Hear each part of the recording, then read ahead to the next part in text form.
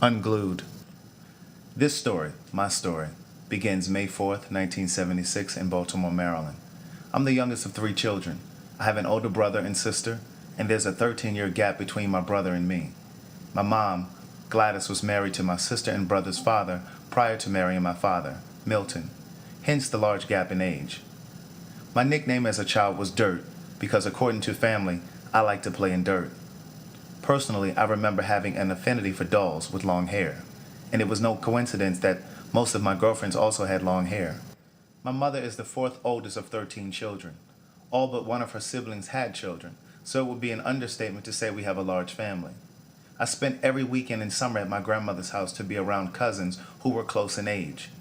My mother's sister Arlene, who knew my dad from high school, introduced my parents. My father Milton is a simple man. Born in South Baltimore and raised by both parents, he worked as a baker for many years at a distributor that supplied a grocery store chain with a variety of breads for their bakery departments. My dad was earning a good living when he met my mother and taught her some of the fundamentals of saving. He knew the value of money since my grandfather worked in a bank for many years. My mother was the first woman my father truly loved, so he accepted the responsibility of providing for my siblings because their father was on and off drugs and in and out of jail. My mom was a single mother living at home until she and my dad moved to a place together to start a life of their own. My mother's mother adored my father, but my mom always believed my maternal grandmother disliked her because she was a single mother with two children from a previous marriage when my father stepped in to help raise my siblings, Jadana and James.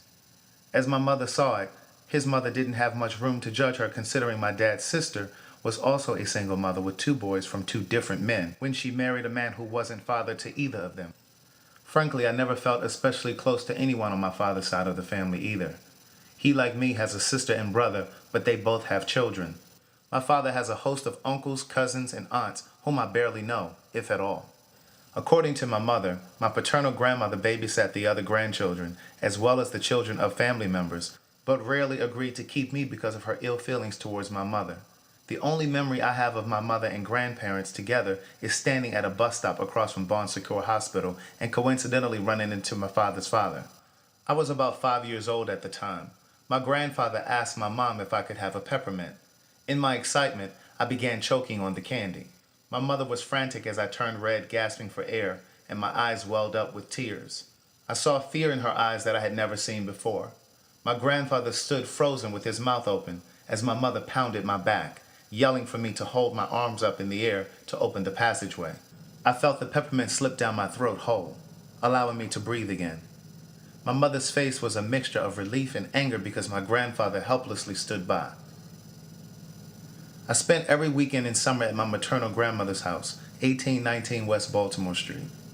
Every Sunday after church, my cousins Danielle, Chanel, and I went roller skating at Shake and Bake with friends from the neighborhood on Pennsylvania Avenue, also simply known as the Avenue. We walked to and from the skating rink to save our money for snacks once we got there, and to purchase loose cigarettes to smoke on our walk home. The three of us also attended summer camp at the Salvation Army, and honestly speaking, we were the camp, because there were so many of us from our neighborhood enrolled at the day camp. Everyone wanted to be in our clique for the privilege of sitting with us at lunch, on field trips, and of course for the chance to perform with us at the closing ceremony at the end of the summer. I've always been a talker, and it didn't just pose a problem in school, but in Bible study at camp too. An evangelist came in on Wednesday afternoons to teach Bible stories and songs. One afternoon in particular, I was sitting Indian style on the first row of the sanctuary with my flip-flops resting on the floor in front of me. Both of my arms were tucked inside my tank top because the air conditioning was on full blast. Miss Brown, one of the camp counselors, saw me talking and rushed over to shush me. When she approached, she noticed I didn't have my sandals on. "Close your mouth and put your shoes on. What do you think you are?" she said with her teeth clenched. She favored Scarecrow from The Wizard of Oz. Miss Brown wore a short, curly, dusty brown wig, and she had little age lines that marred her top lip. When I reached down for my shoes, she stepped on my fingers with her leather, hard-bottom shoes. The pain summoned tears.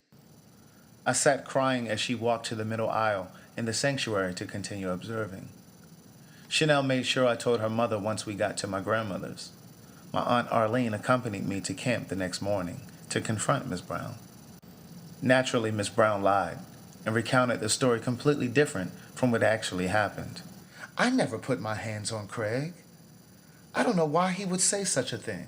He sure wouldn't make it up, my aunt argued. Craig is one of my favorites. I would never do a thing like that to him or any of these children. My aunt turned to me. Did she step on your hands? I could barely utter the words because I was crying. Yes.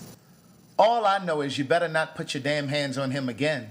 He has a mother. If he does something wrong, you call her. But don't you put your hands on him again. Arlene either forgot we were in church when she cursed or didn't care. But my superstition of cursing in church had me fearful for her.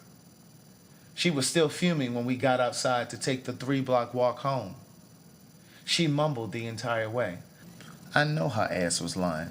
If she puts her hands on you again, you let me know, because I'm going to go right upside her damn head with her ugly ass. From that day and every summer that I returned to camp, I was Miss Brown's favorite, and the other campers knew it.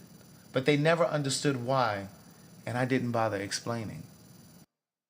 I loved being at my grandmother's so much that I asked my mother if I could transfer to the school my cousins were attending, but she wouldn't budge.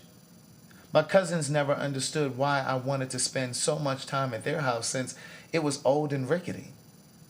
The 3-story dilapidated house had only one bathroom for 10+ people who lived there. On any given day, the house was without heat or hot water to bathe. We were left with no choice but to boil water in the kitchen and make several trips upstairs with pots until there was enough water in the tub to take a bath. There were also plenty of times the phone was disconnected. The front door didn't lock, and it required a piece of newspaper or cardboard to stay shut. You could always hear someone yelling, "Who forgot to leave the paper in the door?" as the winter draft barreled through the downstairs hallway onto the dining room, then off to the kitchen. There was always something going on at my grandmother's, and so much to do. It was the place where a single pearl slipped down into my ear canal, leaving my Aunt Gloria to rush me to University Hospital where my mother worked as a unit clerk. My grandmother's house was the place my cousin Danielle and I ran through the hallways, ducking from pillows my cousin Byron swung at us from my Aunt Gloria's bedroom. Someone was always in trouble for back-talking an adult, arguing, cussing, fighting, or staying out too late. It was where I wanted to be because Mama's house was a catch-all for family members who found themselves displaced or separated from their spouse or partner. My parents' home was the complete antithesis. Our house was purchased in the Pimlico community from a Jewish man just before I was born. He advised my parents to patiently furnish the house as opposed to going broke trying to impress people by filling the house with furniture before they could afford to. My parents took heed of the man's advice. Years later, they were involved in a car accident that left them severely injured and with a lump sum of money. My father was taking my mom to work when another driver ran the light and struck them. My father had to have shards of glass surgically removed from his eyes. With the settlement, my parents decided to pay off our house and remodel. At the time of the accident, my mother didn't drive, so they bought a new car for her and one for my dad as well. It took several attempts before my mother passed the driving test, but there would be no more days standing at a bus stop choking on peppermints. If I were to ever choke again, she could drive me to a hospital. I didn't care that we had a more comfortable living space than my grandmother. I loved being in a house full of people. Because I slept on a cot at the foot of my grandmother's bed, she taught me to pray. The first prayer I learned was the Lord's Prayer that she dictated to me every night before bed, even after I knew it by heart. "Now I lay," she said. "Now I lay," I repeated. I'd pause and wait for the next line. "Go ahead and say it. You know it by now," she said. "I'm waiting on you," I replied. She continued reciting the words to the end, and I'd climb on my cot. "As long as you're able to get down on your knees to pray, you should," she said. "But what if I'm really tired? If the Lord gives you the strength to get down on your knees to pray, then you get down on your knees to pray. There ain't no such thing as too tired," she reinforced. One night I said my prayers while she was in the bathroom, and when she returned, I was already in bed. "Get up and say your prayers." I did. I sure didn't see you say them, so get up and say them again. I pushed the covers back and crawled down to the floor. My grandmother said her prayers on her knees every night until they became arthritic. She lay on her back with her hands crossed at her chest. Mama, you look dead. Are you asleep? She was completely still. I couldn't tell whether or not she was breathing in the dark. Mama, boy, would you be quiet and let me say my prayers? Mama didn't curse, but I thought on a few instances she wanted to say damn when her patience was tested. The closest she ever came to cursing at me or anyone was to say, "You a dirty, nasty, filthy, stinking lie." One night I reminded her to say her prayers because I didn't see her say them. Mama, you didn't say your prayers. I did too. I didn't see you say them. You didn't have to see me. The Lord heard me. Now go to sleep. My father gave me an allowance every weekend to have at my grandmother's. She held it for safekeeping with other money she kept for my aunts and uncles. Mama kept a wad of money wrapped in a combination of napkins, plastic sandwich bags, and safety pins. No one ever knew how she kept the bundle organized without confusing one person's with another.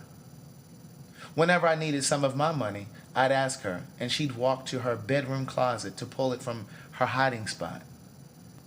Carefully, she'd unwrap the money as I eagerly reached and grabbed for the first bills I saw. "Would you wait a minute? That's not yours." I offered to buy her lunch because she was on a fixed income. Later the same day, I threw it in her face when she refused to let me have my way. "I thought you bought it out of the kindness of your heart. Had I known you were going to throw it in my face, I would have never allowed you to do anything for me. When you give, you're supposed to give from your heart," she scolded. My feelings were hurt because I hurt hers, and I knew she was right. That very well may have been the last time I reminded someone of something I did for them. Her patience level was amazing considering the number of grandchildren she had pulling her in every direction. Still, we never heard her curse because she didn't believe in it. Our laughter at her frustration only angered her more. She threatened to tell my aunts or my cousins, and she told me I wouldn't be able to visit the following weekend. But like clockwork, I was on the phone calling for my weekly visit anyway. The first time my parents separated, I was in elementary school. My father believed their relationship became fragile after they received the settlement money from the accident. He said my mom made financial decisions without the two of them discussing it first, and she frequently complained about things they didn't have in comparison to their friends. My father worked tirelessly, but my mom accused him of cheating. Infidelity was a symptom of my mom's first marriage and possibly part of the reason she had trouble trusting my father. Sometimes it's difficult to see the good in people when we're accustomed to getting the bad. If my mom was upset with my dad, my sister and brother took her side, leaving him as the outsider. I was slightly relieved when they separated because my father was always the disciplinarian of the house. And with him gone, I figured I could have a bit more freedom. There would be no more whippings with the belt, but that wasn't the case. He simply picked me up and took me to his place for a beating. I was around 12 years old when my dad and I drove to a neighborhood near my grandmother's house. As we drove down the residential street, my father pointed at my mother's car parked in front of a row house. "You see that? That's your mother's car. She's in that house right there. You see it for yourself. She's been running around with another man. When you talk to her, ask her who she knows on Appleton Street," he said. My dad was hurt. The betrayal in his eyes and the anger in his voice said it all. A mixture of emotions provoked him to involve me in whatever was going on between him and my mother. We passed the house one final time before taking the short drive back to my grandmother's. I ran upstairs to use the telephone in her bedroom because it offered some privacy as opposed to the one in the dining room. My grandmother was sitting in her rocking chair alongside the bed watching television. I took a seat at the foot of the bed in front of her. I reached over for the phone resting beside her. "Don't pull it out too far because you know that cord will come out," she said. With all the able-bodied adults living in my grandmother's house, one would think the living conditions would have been better, but they weren't. The phone had to be rigged so the phone cord wouldn't slip out and disconnect the calls. I carefully dialed my mother's work number with my heart beating violently. I was unsure if my rapid heartbeat was from the run upstairs or what I was about to ask my mother. 12 West, this is Gladys. Ma. Yes. What you doing? Working. What do you think I'm doing? Who lives on Appleton Street? Appleton Street? Yeah, my father told me to ask you who you know that lives on Appleton Street. We saw your car parked there. I could see my grandmother twitching in her rocking chair. The chair rocked forward and back once before she looked over at me with her piercing gray eyes. Don't question your mother. You don't ask her where she's been. Stay in a child's place, my grandmother interjected gently. My grandmother was no longer tuned into the young and the restless. Normally, it took a major distraction to snap her out of the trance that only a few shows kept her in. The Young and the Restless was one, The Golden Girls was the other. This time, she was listening to my phone call the entire time. As my mom searched for an answer, my grandmother gave me a look that meant get off the phone, and so I did. My father's decision to involve me sowed my own fears of one day being betrayed by love. I'm the only one of my mother's children to graduate high school and college. Both my brother and sister dropped out of high school, but later earned GEDs. My siblings often said I was our mother's favorite, but I argued that we all were afforded the same opportunities. She did no more for me than she did for them. I did occasionally tease that they inherited different genes from their father's side of the family, but I know there's a fine line between what a parent can provide and what a child decides to make of his or her life. My mother expected the same from all of us. We simply chose different paths. In one sense, my mom was more settled by the time she had me at 32 years old, so she was able to pour more into me as a child. I was on a Little League baseball team and in swimming, ice skating, music, karate, and art classes growing up. Her focus may have been more concentrated with me, considering my sister and brother both ended up on wayward paths, running the streets with the wrong crowds. My brother Jimmy spent most of his teenage years incarcerated, leaving me very few childhood memories of him. I could probably count on two hands how many times I've seen him in my lifetime because he left home to live with my mother's sister, Loretta, in South Baltimore. I do remember women doting over him. Jimmy was tall, handsome, golden brown with a lean frame, full lips, goatee, teeth so perfectly white they resembled dentures, and plenty of timbre in his voice to lure women my mother's age. There were women calling our house at all hours of the night for him. The majority of the phone calls to our house were for Jimmy. It was so bad that my mother started mixing up the names of the different women calling. After a few mistakes, Jimmy instructed her to just take a message without volunteering a name, because she was quick to say the wrong one. Jimmy had lots of street sense and book sense. He attended some of the best schools and excelled in the gifted program, but Jimmy was a truant and rebellious when it came to structure at home under my father's rules. Part of the reason he moved to my Aunt Loretta's was to escape the many rules my mother and father had in place. He knew he could run wild at Loretta's. One of my most vivid memories of Jimmy was a newspaper story about him that my mother was reading. She was in our dining room, and I was standing in the kitchen, peering over her shoulder at the Baltimore Sun newspaper. The big, bold headline read, "Sentenced to 45 years." Jimmy was incarcerated for child abuse and the murder of a 10-month-old baby girl in 1989.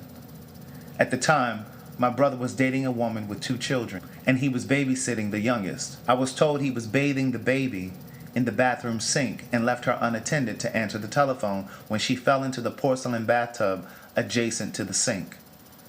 Subsequently, the baby died, and authorities believed he and the child's mother were in collusion because there was a cigarette burn on the baby's leg that hadn't healed. Though the baby's mother didn't want to press charges against Jimmy, the state prosecuted him because they believed the mother was trying to protect him.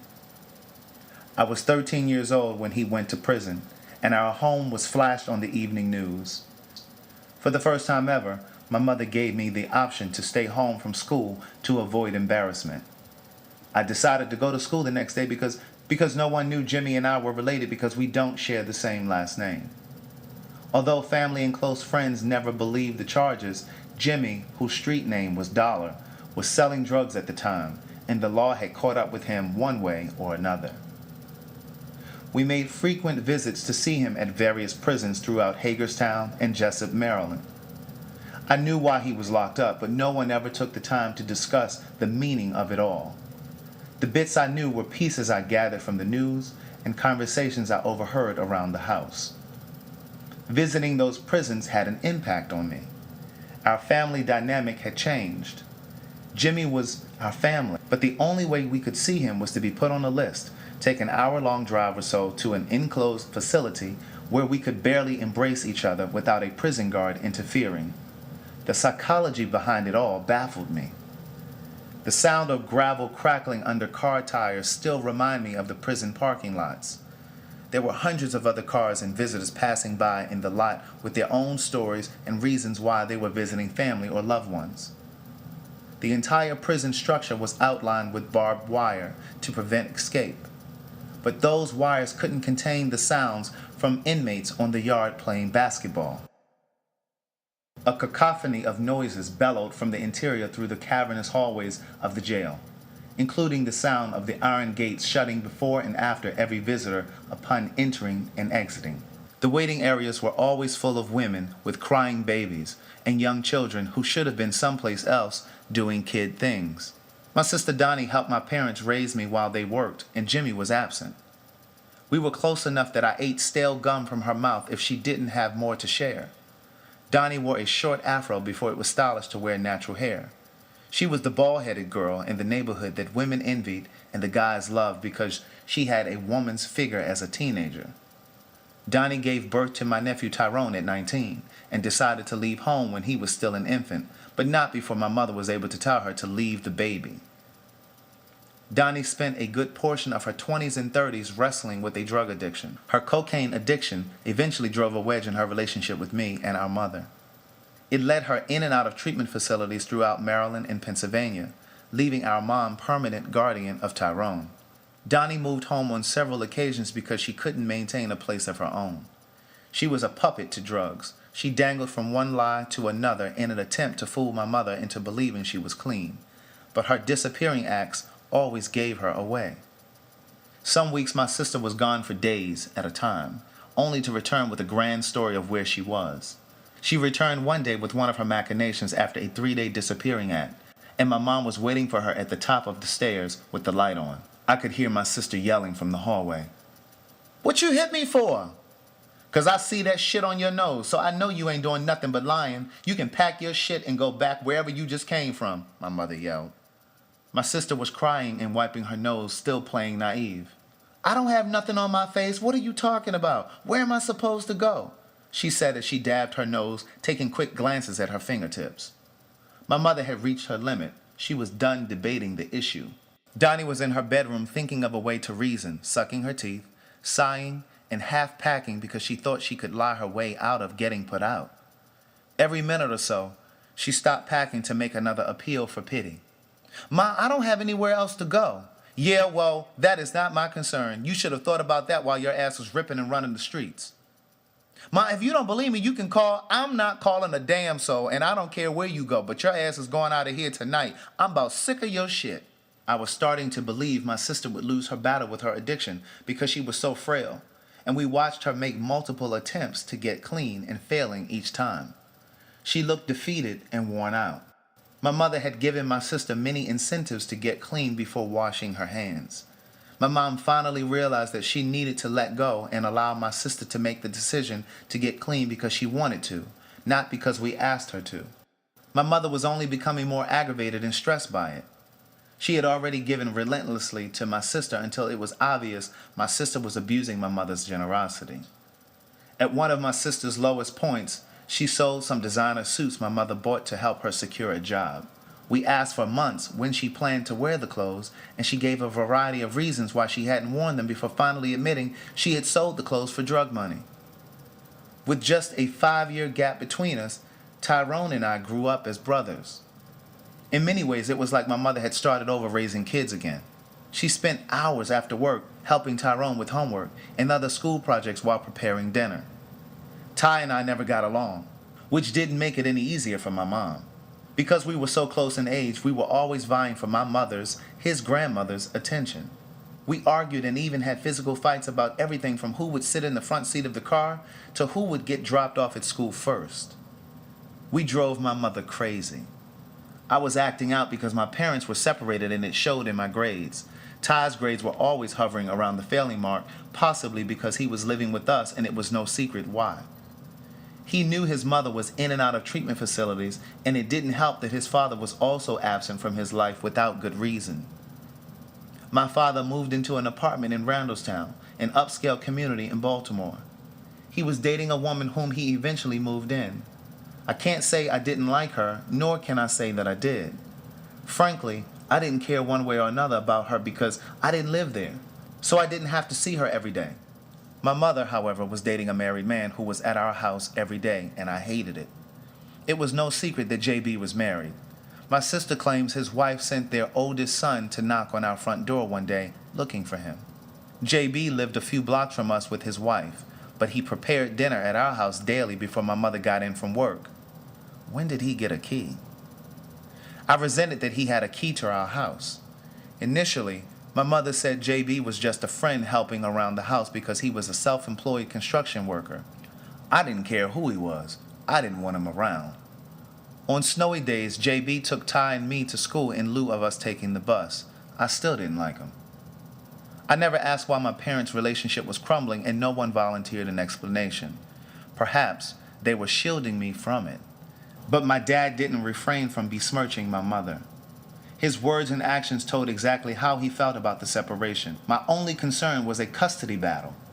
I knew I wanted to stay at home with my mother and didn't have a problem voicing that when my father asked what I'd say if a judge asked where I wanted to live. I was a student at Falstaff Middle School when my mother noticed my grades slipping. So she told me to sign up for coach classes after school, and she signed Ty up with tutors at Towson State University on Saturday mornings for extra help. Whenever my mother had a day off from work, she took us to school to make impromptu visits with our teachers. She came to my school one morning to speak to my teachers with her hair in a headscarf and hair rollers because she had gone to the hair salon the day before. "Ma, can you take those rollers out before you come inside? Boy, I ain't thinking about these kids. I just got my hair done, and I'm not taking my rollers out." That same day in ninth period, a girl yelled across the room, "Craig, was that your mother that came up here today with that headscarf on and hair rollers in her hair?" I sat embarrassed as the class erupted with laughter. Embarrassing moments like that reminded me that I had an older parent. My mother was past the point of concern for what others thought. I was well aware that my mother was 44 years old and most of the other parents were 20-something. The younger parents dressed in the latest and drove the finest luxury cars. My mother knew quality, but she wasn't concerned with keeping up with fads. I kept up with most of the new styles, but style wasn't a priority for my mother. "You're going to school to learn, not for a fashion show," she reminded. My sister Donnie was pregnant with my youngest nephew, Terrell, while still dibbling and dabbling with drugs.